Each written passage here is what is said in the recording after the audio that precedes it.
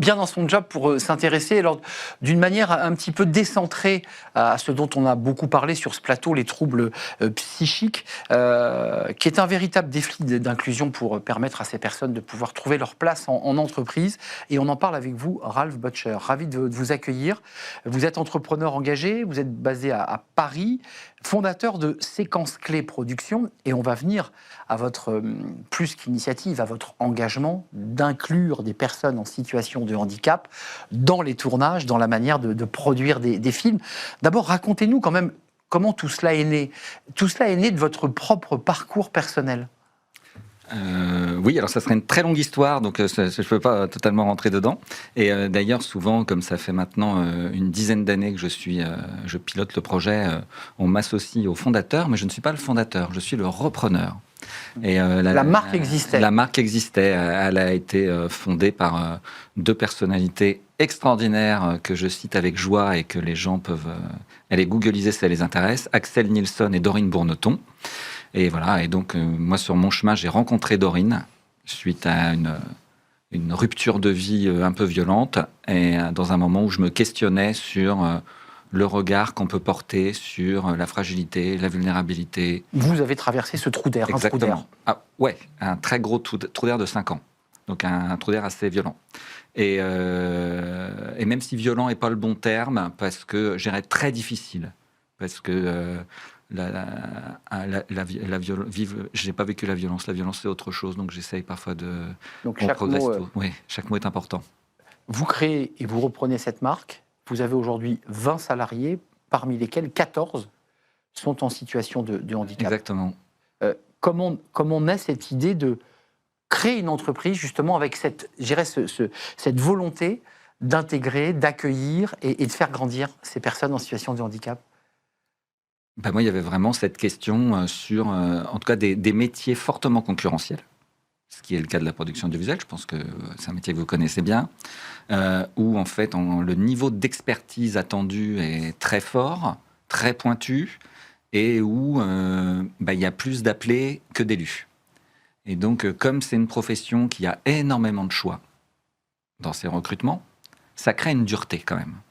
Avec en plus un fort recours aux externalités. Donc ça, c'est pour le dire poliment, on est dans un smart job, mais en gros, ça s'appelle l'intermittence dans notre secteur. Et ça veut dire que, en gros, quand on est moyennement content de quelqu'un, on rappelle pas. L'intermittence, c'est quelque chose qu'il faut défendre parce que c'est quelque chose de très complexe, très dur à vivre. Mais on est aussi très vulnérable. Et on est aussi très vulnérable. Et donc, dans ce questionnement, au milieu de cette employabilité-là, c'est vraiment posé la question pour moi, comment je peux pratiquer mon métier quand je traverse une période de fragilité, de handicap, de maladie.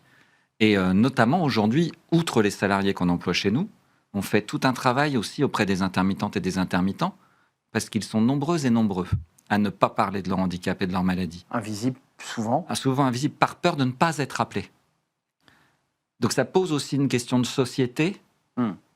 Dans un métier, vous le faites là, j'ai entendu la suite des sujets, dans un métier, en fait, qui, dans l'absolu, s'adresse aux citoyennes et aux citoyens. Mais ce que je trouve intéressant dans votre démarche, et c'est la raison pour laquelle vous êtes là aujourd'hui, c'est qu'il y a vous ne transigez pas avec ce sujet.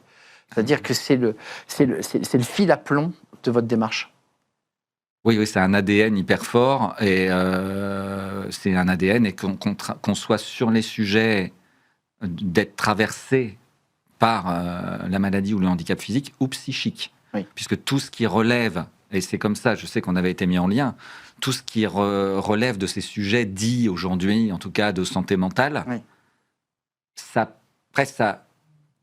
On en parle beaucoup, mais ça est, en tout cas, et j'allais dire effrayé, mais les mots sont peut-être pas toujours, j'ai peut-être pas toujours le bon sens des mots non plus, mais en tout cas, ça reste d'une très grande complexité derrière les mots et les discours, de voir de véritables actions. Avant de nous quitter, Ralph, il nous reste un petit peu de temps.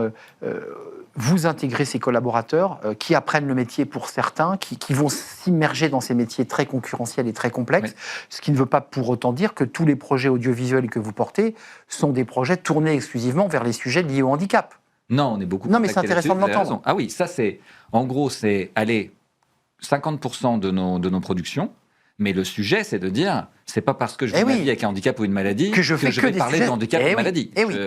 En fait, mes compétences sont là, peu importe le métier sur lequel j'interviens dans la chaîne de Non, valeur mais- de la prod, et je peux produire tout type Non, de mais film. pour pas rester enfermé sur l'idée que les personnes en situation de handicap psychique ou physique ne peuvent faire que des sujets qui ne traiteraient que de ces sujets-là. Vous voyez, c'est très enfermant comme pour eux en tant que salariés.